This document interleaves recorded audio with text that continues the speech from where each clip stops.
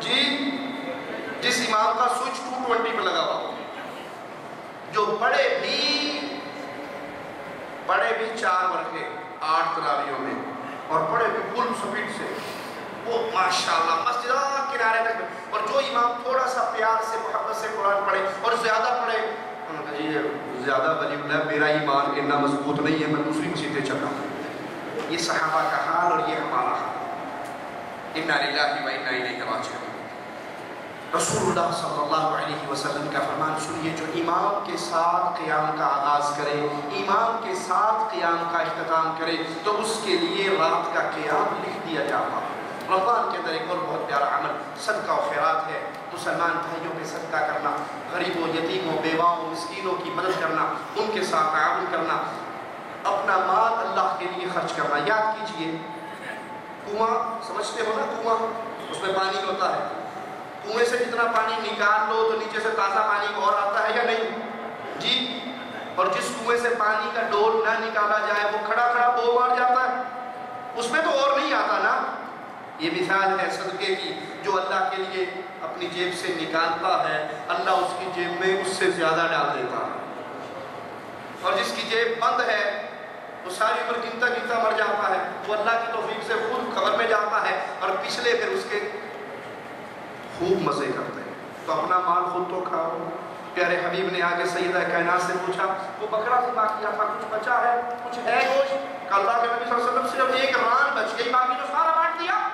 کہا نہیں عائشہ، جو بٹا ہے وہ بچا ہے، جو غریب کے منہ میں گیا ہے اس کا اجر ہمیں قیامت کے دن ملنے والا ہے۔ جو یہ ایک ران رہ گئی ہے یہ تو ہم کھا کے ختم کر دیں گے، بچے گا وہ جو ہم نے اللہ کو دے دیا۔ پیارے حبیب علیہ السلام ترمذی میں آپ کا یہ عمل موجود ہے کہ آپ بڑے سخی تھے، اور رمضان کا مہینہ آتا تو تیز آندھی کی طرح، تیز ہوا کی طرح پیارے حبیب علیہ السلام اللہ کے راستے میں صدقہ و خیرات کرتے ہیں۔ عمر بن خطاب فرماتے ہیں پیارے حبیب علیہ السلام نے صدقے کے لیے ہمیں حکم دیا، تو اس دن میرے جی میں آیا کہ آج میں ابو بکر کو ہراؤں گا، اس سے زیادہ صدقہ کروں گا۔ میں اپنے گھر میں گیا، گھر کا سارا مال اکٹھا کیا، اس کو آدھا آدھا کیا، آدھا گھر والوں کی ضرورت کے لیے چھوڑا، آدھا لے کر رسول اللہ صلی اللہ علیہ وسلم کے پاس حاضر ہوا، اور جی میں میرے یہ ہے کہ آج جیت گیا میں ابو بکر سے، آج میں نمبر لے جاؤں گا۔ تھوڑی دیر گزری، پیارے حبیب پوچھتے ہیں عمر کیا لائے ہو؟ کہا یہ آپ کے قدموں میں ہے۔ کہا گھر والوں کو کیا دے کر آئے ہو؟ کہا اتنا ہی گھر والوں کو دے آیا ہوں۔ صدیق اکبر آئے، اپنا سارا سامان ڈھیر کر دیا۔ پیارے حبیب نے پوچھا ابو بکر کیا لائے ہو؟ کہا یا رسول اللہ صلی اللہ علیہ وسلم، گھر میں جو کچھ تھا وہ سب آپ کے قدموں میں ڈھیر کر دیا ہے۔ ابو بکر گھر میں کیا چھوڑ کر آئے ہو؟ کہا ابو بکر کے گھر کے اندر اللہ اور اس کے رسول کی محبت کا چراغ جل رہا۔ فاروق اعظم کہتے ہیں میں نے فیصلہ کر لیا آج کے بعد زندگی میں کبھی ابو بکر سے مقابلہ نہیں کرنا، میں ابو بکر سے نہیں جیت سکتا۔ پیارے حبیب علیہ السلام کی اصحاب کی تربیت کا حال دیکھیے۔ طلحہ بن عبید اللہ پیارے حبیب کے ساتھیوں میں سے ایک دن اپنے گھر میں آتے ہیں، پریشان حال گھر میں داخل ہوتے ہیں۔ بیوی پوچھتی ہے چہرے سے پریشانی ٹپک رہی ہے، کیا ماجرا ہے؟ جواب میں کہتے ہیں پریشان اس لیے ہوں کہ میرا مال بہت زیادہ ہو گیا اور اس کی کثرت نے مجھے پریشان کر دیا۔ کہا پریشانی کی کیا بات ہے؟ اللہ کے راستے میں بانٹ دیجئے، اللہ کے نام پہ صدقہ کر دیجئے۔ طلحہ بیٹھ کے اپنا مال بانٹنے کے لیے بانٹ رہے ہیں، سارا مال ختم ہو گیا۔ سائل پوچھتا ہے کہ طلحہ کے پاس مال کتنا تھا؟ کہا 4 لاکھ درہم تھے جو طلحہ نے اللہ کے راستے میں بانٹ دیا۔ مومنوں کی گھر والیاں بھی اہل ایمان ہوا کرتی، وہ عظیم تھے، ان کی بیوییں بھی۔ اللہ معاف فرمائے، اگر آج کسی سے پوچھا جائے تو خامد اپنے گھر میں آئے اور کہے جی بیگم صاحبہ بڑا پریشان ہوں، مال بہت ہے، بینک بیلنس بہت ہے، میں کہا ٹوٹ پہنے یار 8-10 تولے دا سونے دا زیور دا سیٹ ہی لے دے میں۔ یہ مجلس اتنی پرانی ہوگی، 3 سال پہلے آئی تھی، یہ بدل دے، قالین بدل دے، پردے نہیں لگا دے، بچوں کی جوتیاں لا دے۔ تجھے لوگ ہی نظر آتے ہیں، بیگم نظر نہیں آتی۔ قربان چاہے ان کی عظمتوں پہ۔ خامد پریشان ہے مال کی زیادتی کی وجہ سے، اور بیوی کہہ رہی ہے اس کو اللہ کے راستے میں کیوں نہیں دے دیتے؟ نیک لوگوں کی گھر والیاں بھی نیک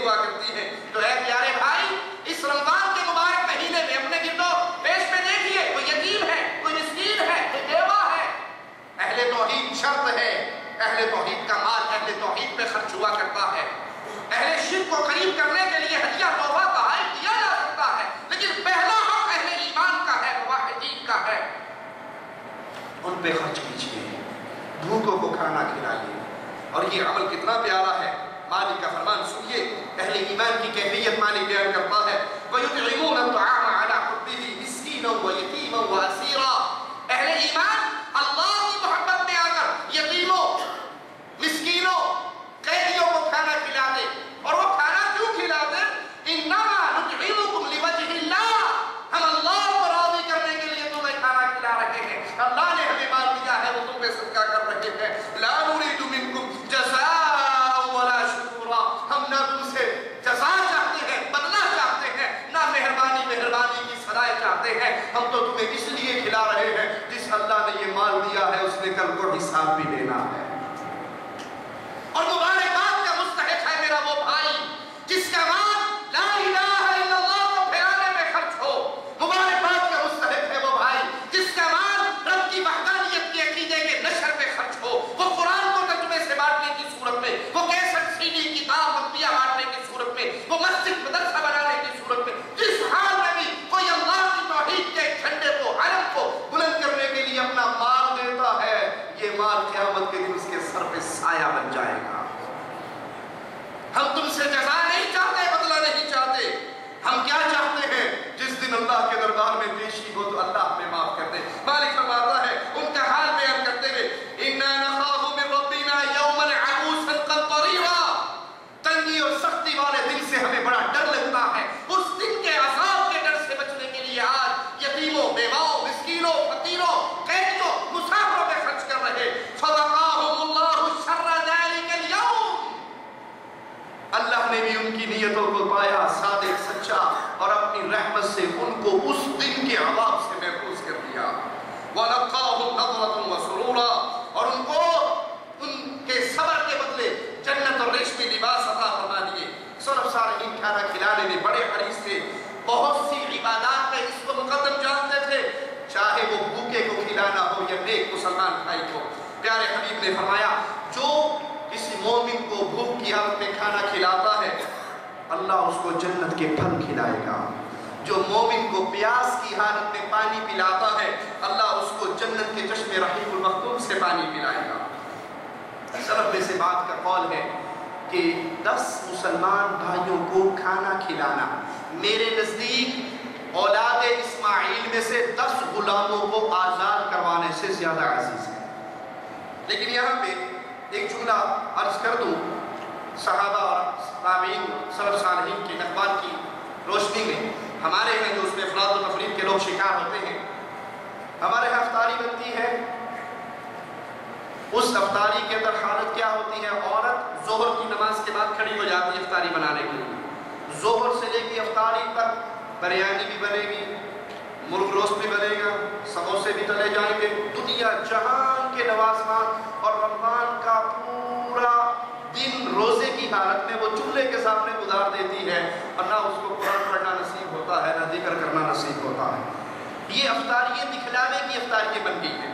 پیارے حبیب علیہ السلام نے فرمایا کہ افطاری کرواؤ مسلمان بھائیوں کی، اللہ تمہیں اتنا ہی اجر دے گا جتنا روزہ رکھنے والے کو. صحابی نے کہا یا رسول اللہ صلی اللہ علیہ وسلم ہمارے پاس اتنی استطاعت نہیں ہے کہ ہم لوگوں کی افطاریاں اتنی کثرت سے کروائیں. فرمایا یہ ثواب اللہ اسے بھی دے گا جو دودھ کے ایک پیالے سے کسی کی افطاری کروا دے، کھجور سے کروا دے، پانی سے کروا دے. تو ایک سادہ افطاری مسلمان بھائیوں کی کروائیے، ثواب لیجیے. لیکن سیاسی افطاری اور ایک دوسرے کے اوپر روب جمانے کے لیے بھی ہماری افطاری پہ آئے تو 5 ڈشیں تھیں، ان کی افطاری پہ تو ایک ہی ڈش تھی. سادہ افطاری کروائیے. یہ نہ ہو کہ مسلمان بہن کا سارا روزے کا دن چولہے کے اندر ہی گزر جائے اور کچن کے اندر ہی گزر جائے اور اللہ کے ذکر سے غافل رہے کیونکہ رات کو اس نے افطاری کروانی ہے. ایک اور بہت بڑا عمل جو ہمارے خاص طور پہ شادی شدہ گھروں کے اندر، فیملیوں کے اندر عام ہو چکا ہے رمضان کے پیارے لمحات کو برباد کرنے کا، وہ کیا ہے؟ رمضان کی راتیں جہاں اللہ کی عبادت میں گزرنی تھی وہ پانڈا مارکیٹ کے گیڑوں میں گزرتی ہے. بھائی ضروریات زندگی لینا جائز ہے. آپ یہ کام رمضان آنے سے ایک ہفتہ پہلے نہیں کر سکتے؟ آپ کو پتا ہے عید پہ بچوں کے کپڑے لینے ہیں، جوتے لینے ہیں، کم ہی بیوییں ہیں جنہیں اللہ توفیق دے اور گھر میں سلائی کروا لے، باقی تو خاوند کی جیب کی سلائی کرواتی ہے۔